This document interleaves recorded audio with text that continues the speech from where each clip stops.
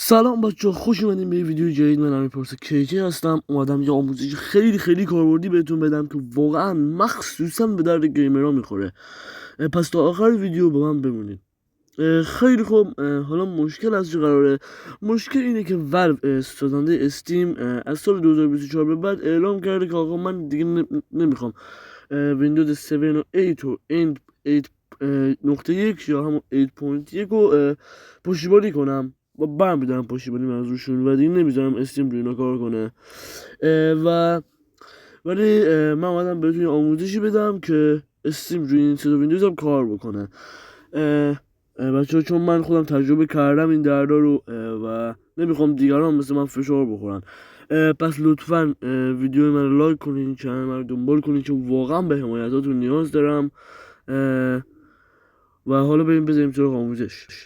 بچه ها، هیچ راهی وجود نداره که کاری کنیم استیم امروزی روی ویندوز ویندوز رام بشه. من یه فایلی براتون زیر ویدیو گذاشتم، یه لینک گذاشتم براتون که همینه که دارم با دستشون میدم. این استیم میشه مال زمان قدیم تره و کار میکنه. میتونید روی ست ویندوز هم رانش کنید.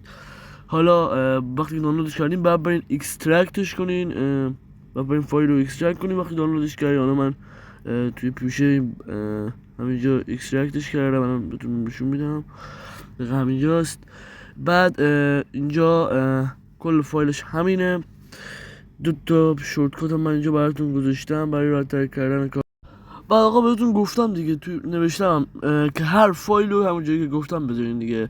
بعد مثلا الان نوشتم مثلا همین چیو استیمو داخل این پوشه همین استیم بذارین.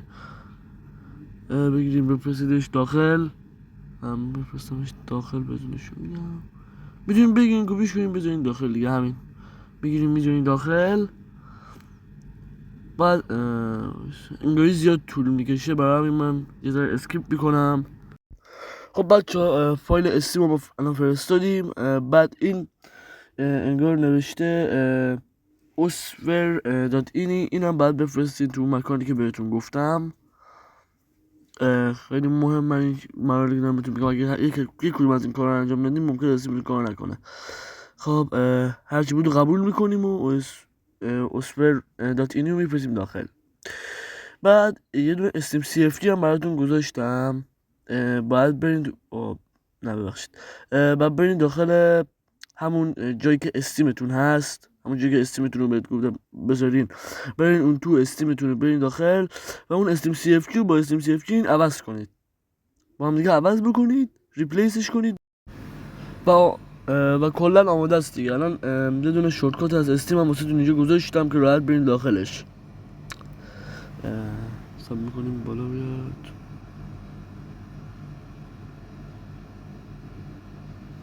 هر وقت بالا بیاد. خب بالا اومد. ببینید که استیم کار میکنه. بچه درست من رو ویندوز 10 هم، ولی 100% رو ویندوز 7 هم کار میکنه. من چون ویندوز خودم 10 بود مجبور بودم روی این آزمایش کنم، وگرنه این 100% رو ست ویندوز کار میکنه. خب بچه، اگه اینجا اکانت دارید که هیچی، برید داخل. اگر اکانت ندارین حتما یا این دکمه رو بزنین بریم بسازین، یا اینجا برین تو سایت استیم، اینجا برای خودتون یه دونه اکانت بسازین. خب الان من به اکانت استیم خودم وارد میشم. خب بچه‌ها، من رفتم داخل استیم. میبینین که کار میکنه همه چیش، ولی یه مشکلی وجود داره. دقیقا مشکلش همینه که الان باید فیکسش کنیم. لیست فرنداتون توی این استیم باگه، توی همین استیم قدیمی باگه و بالا نمیاد. و این نگران نباشید، واسه این همه راه حل همین الان گذاشتم. اینا دیگه دارین میبینین ارور زده و فرنداتون بالا نمیاد، ولی استیمتون آنلاینه، کار میتونید بکنید ولی فرنداتون بالا نمیاد. الان بعد از استیم اگزیت بکنین، بعد از استیم بریم بیرون. حالا من یه لحظه صبر بکنیم بری بیرون از استیم. نمیدونم چرا امروز طول میکشه انقدر همشی. خیلی خوب، وقتی از استیم رفت بیرون، اون بالا من یه پچی گذاشتم به نام فرند یوی پچ. اینو من گذاشتم اینجا. اینو وقتی میزنین میرین تو چند فایل میبینین، همین واسه فیکس فرند دیگه. اینو وقتی میزنین روش کلا بگم، وقتی میزنین روش میره داخل دیگه. اینجا باید اینجا آدرس جایی که استیمتون هست انتخاب کنین. گفتم کجا بذارین. خودش البته خودکار میاد، آدرس جایی که هست خودکار میاد. بعدش گزینه همین اینستال، همین اینو میزنید، بعد پر میشه و موفقیت نصب میشه. الانم ازش بریم بیرون بهتون نشون میدم که استیم کار افتاده دیگه. ایناش بزنیم بریم تو باشه.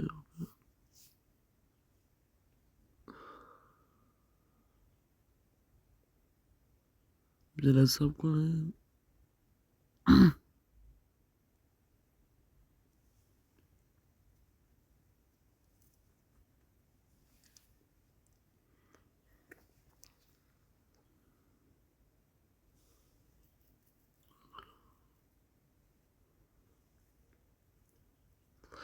خب بچه ها رفت تو. بعدش شما الان از لیست فرندا رو من بهتون نشون میدم. بچه این میاد خب بچه ها لیست فرندا براتون آوردم. میبینین که آنلاینه. الان فرندتون رو براتون آورده، فیکس شده باگش.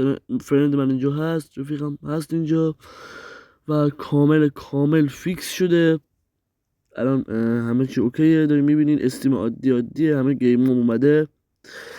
فقط تنها چیزش که فرق میکنه همین فونت نوشتهاش یا همون چیزای خیلی ریزه که فرق میکنه، چون استیم نسخه قدیمیه. وگرنه همه چیش خیلی عالی، دقیقا مثل استیم امروزی کار میکنه. خیلی خب بچه، امیدوارم این ویدیو به کارتون اومده باشه و به دردتون خورده باشه، چون خیلی ها دغدغه داشتن رو ویندوز 7 مخصوصا بیان استیم نصب کنن. امیدوارم به کارتون اومده باشه و امیدوارم لذت برده باشین و خدا نگهدار.